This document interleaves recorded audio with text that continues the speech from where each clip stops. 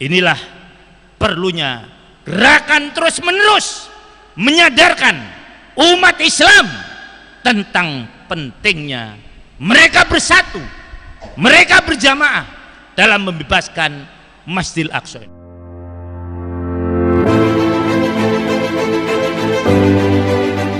Yang ketujuh apa?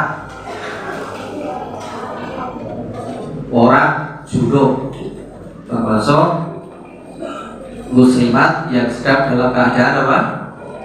Haid. Secara dalil memang muslimat yang sedang dalam keadaan haid tidak diperkenankan berdiam di mana?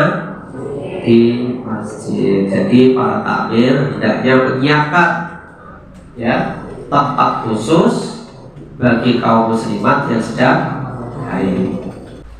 Yang kedelapan apa Bu?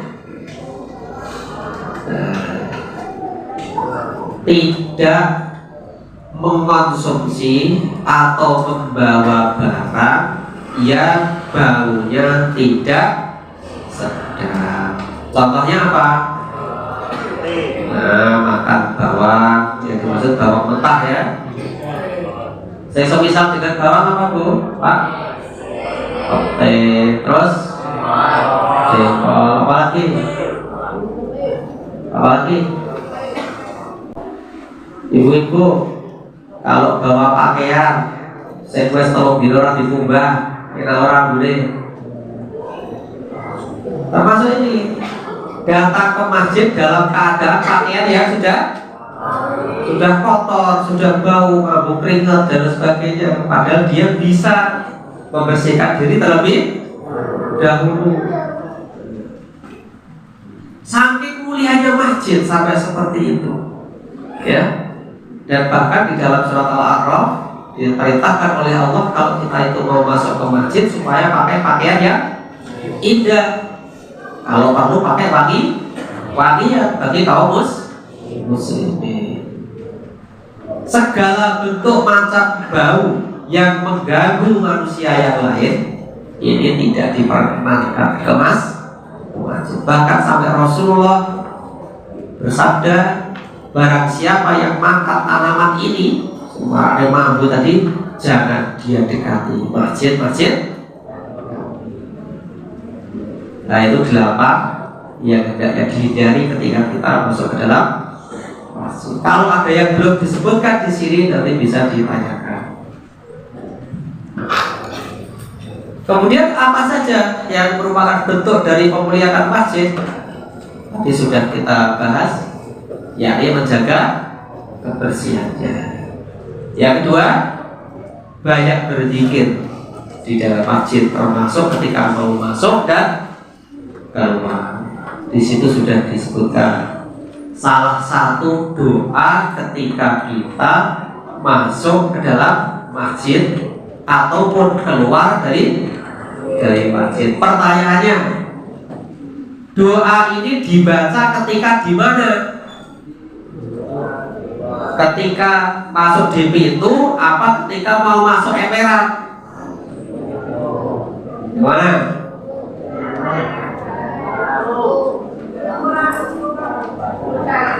Doa ini dibaca nalikane mlebu get pintu nopo get emperan?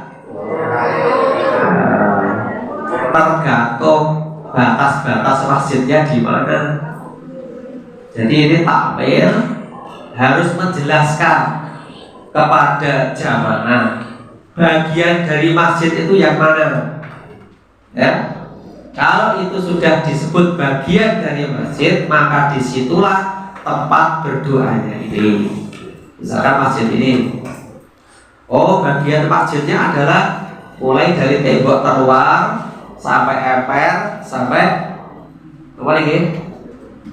Ya apa ini? Teras itu bagian dari masjid bukan? Ya gitu loh.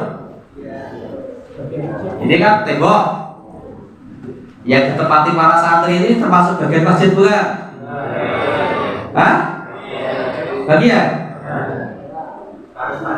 Hah?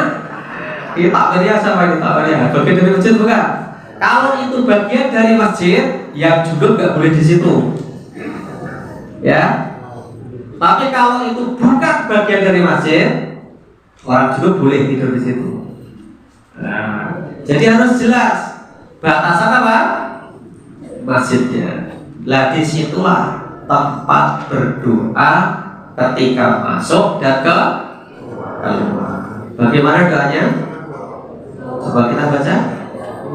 Bismillahirrahmanirrahim. Wassalamu ala Rasulillah. Allahumma gfirli dunubi waftahli abwaaba.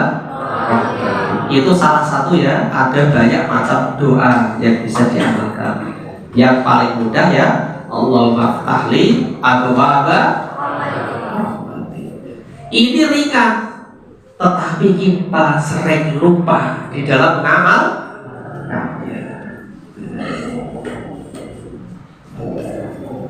Apalagi bentuk pemuliaannya. Yang ketiga apa? Sholat tahiyatul masjid. Berapa rakaat?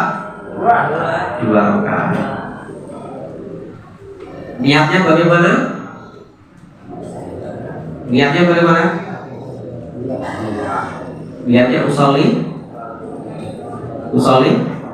Nah, bingung kan niatnya? Maka niat itu al-qasdu fil qalb. Niat itu adalah gerakan hati untuk melakukan sesuatu. Jadi tidak perlu Allah rahimahullah. Itulah beberapa ya hal-hal yang terkait dengan masjid. Bagaimana kita memuliakan masjid sebagaimana yang diperintahkan oleh Allah di dalam surat An-Nur ayat 36. Nah, sebagai penutup uraian ini, di kelanjutan ayat surat An-Nur ayat 35 tadi, di ayat 37 Allah Ta'ala berfirman ya, rijalun la tulhihim tijaratun wala bai'un an dzikrillah wa iqamis shalah wa ita'iz zakah yakhafuna yawman tataqallabu fihi al-qulubu wal absar. Orang yang dimaksud oleh Allah sebagai yang beriman dan mendapatkan cahaya dari Allah itu adalah seorang laki-laki. Di laki-laki termasuk juga mungkin perempuan, tapi kalau perempuan kan ada hukum-hukumnya sendiri, yang hatinya terikat dengan masjid, yang dia bisa mengalahkan urusan jual belinya, urusan duniawinya, dia kalahkan dalam rangka memperibadati Allah di dalam masjid. Yakni yang dimaksud adalah sholat berjamaah. Jadi bagi kaum muslimin khususnya, sholat berjamaah ini adalah, sebagian ulama mengatakan hukumnya adalah wajib, sebagian yang lain mengatakan adalah sunnah muakkadah. Tapi kalau melihat dalil-dalil yang ada, sholat berjamaah ini sangat ditekankan oleh Rasulullah kepada kaum muslim. Bahkan beliau pernah sampai berkata, sesungguhnya aku ingin ada orang yang menggantikan aku untuk menjadi imam, mengimami sholat, dan aku akan pergi ke rumah-rumah orang yang tidak berangkat ke masjid, akan aku bakar rumah-rumah mereka karena tidak menghadiri sholat berjamaah. Apalagi kita ini sudah mengamalkan kehidupan berjamaah, ngaku hidup berjamaah, baik sholatnya orang jamaah. Berarti pengakuannya bagaimana kira-kira? Kosong dari kenyataan. Ini menjadi rahmat kita bersama. Semoga Allah menguatkan kita. Amin ya rabbal alamin. Silakan, ada yang bertanya.